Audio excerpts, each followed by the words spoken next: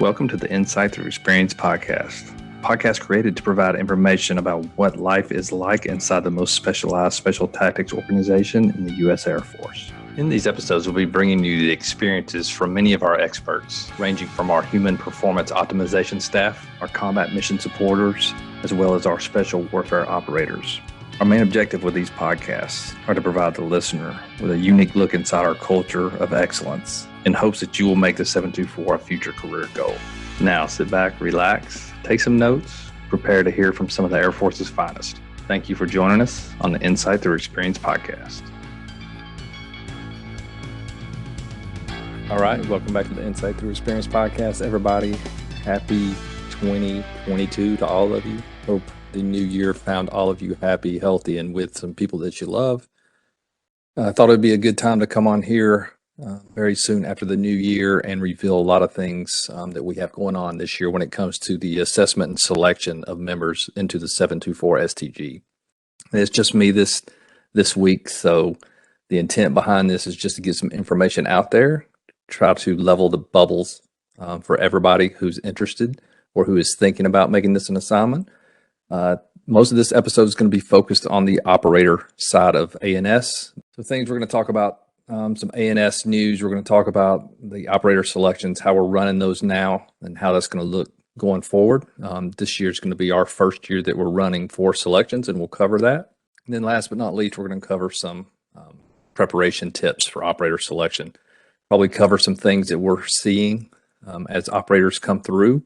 Some good, some not so good, and hopefully how to take those not so good, give you some tips on how to correct those before you come up so you aren't making the same mistakes as some of the other guys are when they get up here. All right, so as mentioned earlier, if you don't know already, we are moving from 2 operator selections a year. We're increasing that to 4 a year. Those are going to be conducted in March, May, October, and December. So all 4 of these selections that we're running per calendar year will fill the next summer's OTC. So any OTC that you come up, any selection that you come up to in calendar year 2022 will put you in calendar year 2023's OTC, and you'll start that next summer. Our March selection will be held 7 through 15 March here in the local Fort Bragg area. And the application deadline is going to be January 31st. So really, you got just a little less than a month to get those applications to us. Now, again, how the process goes, just so, again, we're leveling some bubbles here, is once we get your applications in, we do what's called a phase 1 board. We'll look at all the applications. Our intent there is to bring everybody. If you have something that's preventing us from bringing you, we'll let you know that you didn't make it to come to phase 2, and we'll at least give you some kind of reason why that was. And then you'll show up here on 7 March, and you'll stay till the 15th of March, and we'll conduct phase 2 and phase 3 here in the local area. That covers March. If you go to our website, and again, to get to our website, all you have to do is go to Google and Google 724 STG, and it should be the first return. But if you scroll down to the right-hand side, you will see all the dates for operator ANS as well as support ANS dates. So make sure you go to the website to find out whatever information that you need, and also so you can decide what selection would be best for me. You just got to understand North Carolina weather, though. So if you're somebody that hates the cold, well, then March and December probably isn't for you. If you're somebody that hates heat, doesn't mean it's going to be hot in May or October, but the chances are more likely that we might catch a heat spell there. So you might want to focus on the March and December timeframes if you'd rather come through when it's colder. Other things to think about are, how is your assignments lining up? As we've talked about in the past, once you get orders, there's very little we can do for you. That will have to be worked on your end. If you get orders, if AFPC drops orders on you and you're still trying to come, you're going to have to talk through your senior enlisted and your commander to get approval from the career field that says if we pick you up, they will resend those orders and let you proceed with an assignment here to the 724. So these are all things you need to keep in mind. So if December looks good to you, but you get orders dropped in the summer, you're really jamming yourself up. If you know you are hot for orders, I will always say the earlier the better to come through here. If you don't have orders on you and you put in an application and we decide to bring you to phase 2, we're going to basically put a code on you with AFPC and kind of protect you from orders until we make a selection decision on you. Now, that doesn't necessarily mean AFPC won't drop orders on you, but if your name was in on our little spreadsheet that we send them, that's easy. They will easily rescind those orders if we pick you up. So don't worry. It's really only when you get orders before you send us your application, that's when the problem starts, and we being you have to work out other means to make sure that you can come and assess. Hope all that made sense. Anytime that you have a question, though, you can go to our contact info on the webpage and blast me and Mr. Earhart an email, and we'll clear up any questions that you have. So one of the biggest updates we've made to our process, and this started last year, we have combined all of our operator processes into one operator selection. Why does that matter? Well, as you may know, we took on the 17th STS, Special Tactics Squadron, last year. They fell under the 720th Special Tactics Group for a while, but now we moved them under the 724 Special Tactics Group, which is us. This brought with them their own selection process. When they were under 720th, they would run their own TACP selection. So when they came under us, we just kind of kept that in place just to see if that's what we wanted to do. So we ran one of those last May. Quickly realized, and then I put forward the plan to, hey, we probably need to just meld all of our operator selections into one, because we're looking at the same 5 attributes. We're doing basically the same selections. So why keep them separated?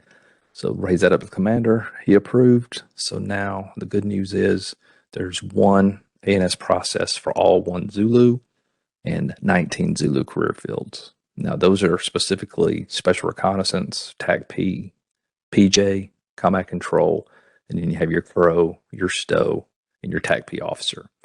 Those are the career fields that will come through the one operator model.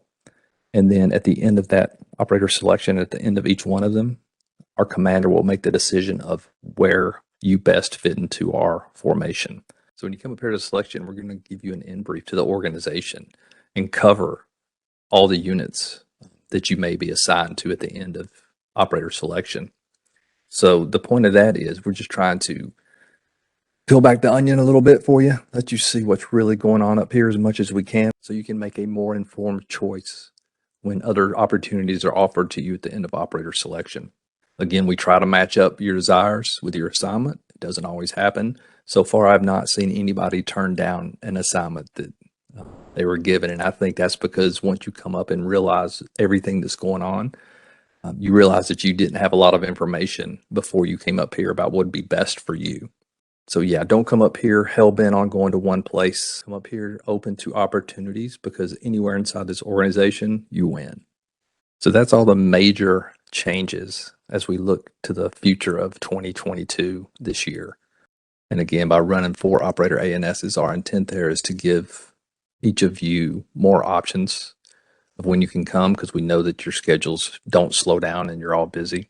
So hopefully having 4 a year will give you more opportunities to choose one that best fits your schedule, as well as it helps us reduce the numbers that are coming through each operator ANS, so we get better looks at the candidates. All right, now that we've looked at 2022 a little bit, let's move over to the operator side, and I want to talk about some ways that operators can better prepare for selection and show up here with a higher probability of getting selected.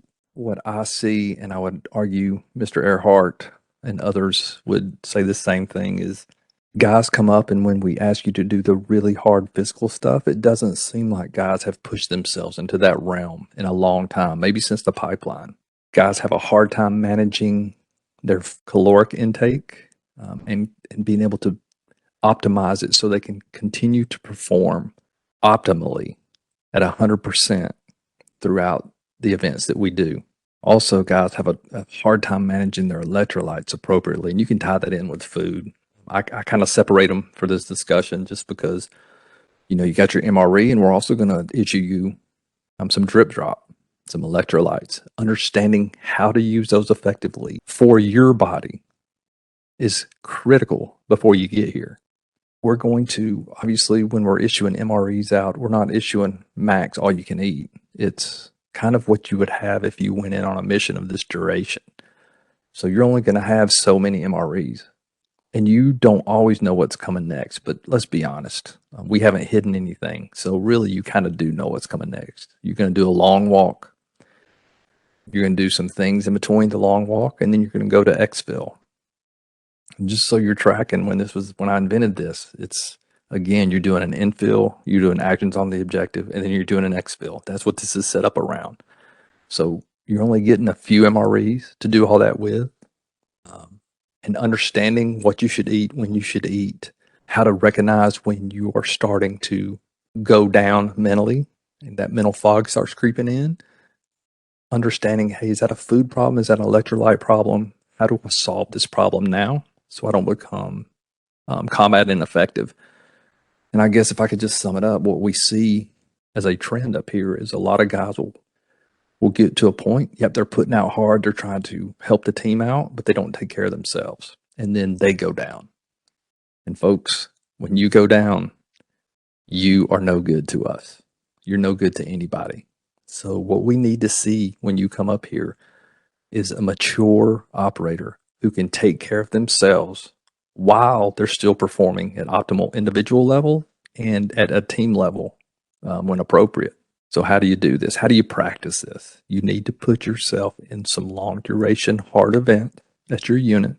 Hopefully you get some of your buddies or some of your human performance specialists to join you in these and help you, maybe support you, so you can get yourself calorically deficient and understand what's happening. Feel it. It's kind of like going to the altitude chamber, right? They take you off oxygen so you know what being hypoxic feels like. The same thing here. You have to put yourself in that environment so you can feel what that mental fog feels like, so you can recognize it and then understand that, hey, I needed to send down my priorities of work real quick and get this fixed so I can continue to perform optimally at the team level. You can do the same thing for your electrolytes as well. Again, we use Strip Drop. If you have that available to you, try using that. But any of it will work, to be honest with you. Liquid IV, heck, cheap Propel, Gatorade Propel at Walmart will work. But get to where you have put out a lot of energy, a lot of sweat. You're starting to reduce your electrolytes in your system. And again, what does that feel like individually to you? I can tell you what it feels like to me because I do it to myself all the time when I'm hiking long distance trails and other things. But that doesn't mean that's exactly what you're going to feel. So you got to get yourself in these environments so you can understand when it's happening and then take action to correct it. If you don't do that and you show up here and you're trying to learn on the fly, folks, it doesn't work. It does not work. You being able to take care of yourself has got to be the foundation of everything we build on top of. And if you can't do that and you can't demonstrate you can do that during operator selection, we're probably not going to hire you because that's just too much to throw in the cadre during OTC. How can you prevent that? Again, work on it before you get up here. So, Mr. Free, if you were us, what would you do to prepare for this? All right, here's what I would do. I would get a 5-gallon jerry can, maybe even 2, but I would start with 1. I would go to a track that we have, whether that's at the unit or on base somewhere, and I would have a long duration event. I would stick on a backpack or a rucksack that weighs, 50 to 70 pounds, and I would start doing intervals. Maybe one interval would be without a jerry can carrying. The next interval, I would pick up the jerry can, I would carry it for a lap. The lap length is up to you, but I would get used to carrying a jerry can for over a mile repetitively. As you start doing this and you start trying to maintain a very high level of effort, you're going to start depleting the calories and the electrolytes pretty fast. Again, I would love it if you would have a human performance expert with you or somebody there who can monitor you, because if you're missing the signs, maybe they can catch the signs. Maybe it's just a conversation. Every time you come around the track, they just have a short conversation with you. They can see, people around you can see the decline often much faster than you can. So again, I would do this for hours. And obviously you got to, I keep going back to safety here. You got to be mature. You got to recognize what the weather conditions are and not overdo it. But you got to do it some. You got to push yourself into that realm so you understand what it feels like and how to correct it when it's time. I would also set up another event at some point to where you're going to do a very long walk with a very heavy rucksack, 50 to 70 pounds, and just go through the phases of that. That first hour, get a good baseline of this is how I feel when I'm fully hydrated, when I started with a full belly of food. And then every hour or two, start taking a snapshot. I would even write it down in a journal and say, hey, this is what I'm feeling. This is how I'm declining. This is what I need to do right now to get me back to where I was when I started this thing. You're never going to get back to feeling as good as you did when you started, but that should be your goal. Is I need to at least get back up to the baseline to where I can continue to perform optimally. Because remember, folks, this isn't about not quitting and finishing. This is the only way you're getting selected here is if you're performing well. What you don't want to do is disrupt or throw obstacles in your own path by getting calorically deficient or letting your electrolytes run out. All right, I think I said everything I wanted to say there. Hopefully, as I edit this, I won't have to come back and add anything else, but I will if I need to. The goal there is just figure out when the right time for you to come to one of these selections are. We have 4 a year now. And then start getting with your HP coach and start figuring out, hey, what's the right workout? Again, if you go to the website, we have a workout posted on there. Maybe that's the conversation starter. Maybe you take that to your strength coach and then let him adjust it to you. Just know that workout was done by our HP coaches who know what selection. They know every event. In fact, they created some of the events. So that workout is kind of oriented straight to that. A funny thing that we always talk about during selection is grip strength. Guys are always saying, man, I should have done more grip. Just know you can do all the grip in the world. When you get here, we're going to wear it out. We're going to make that grip fail regardless. So I would say train it, but don't let it bring you down mentally. Everybody's hurting. That's the whole point of selection, right? Let's talk real quick about the mental side of selection. Mental side's tough, folks. It's tough. I think it's the hardest part. It's also the part that people don't know how to train effectively. Things that I'd like for you to do that I would suggest you doing: listen to some podcasts, read some books. We have a list on the website. I just published a new book called Pushing North, Tame the Mind, Savor the Journey. It's focused kind of on through hiking the Appalachian Trail, which I did in 2017. But I'll be honest with you, I wrote it more in an operator mindset. I was just relating it to the Appalachian Trail because that was the community I was aiming it at. But if you go read that book, especially chapters about perception and about the alter ego, there's some really good benefit for those who are thinking about coming up here and giving A&S a shot. It's really oriented around what your mind's doing to you during these long duration events, these hard events, and how you can overcome that and not get disrupted by what your mind's doing. But there's a whole host of books and other things on the website, but also our Insight Thru Experience podcast. This podcast that you're listening to right now, whole host of information spread throughout the last 3 seasons. So dig around, find some things that can get your mind right and get you focused. Ultimately, what it all comes down to, folks, is focused. Can you focus on the right thing at the right time and not get distracted? If you can do that, you're going to do just fine. And then the last thing, which most of us are used to in these career fields, is push yourself during your workouts. Start figuring out, go hard. Start figuring out when your mind is ready to quit, when it's starting to shut you down.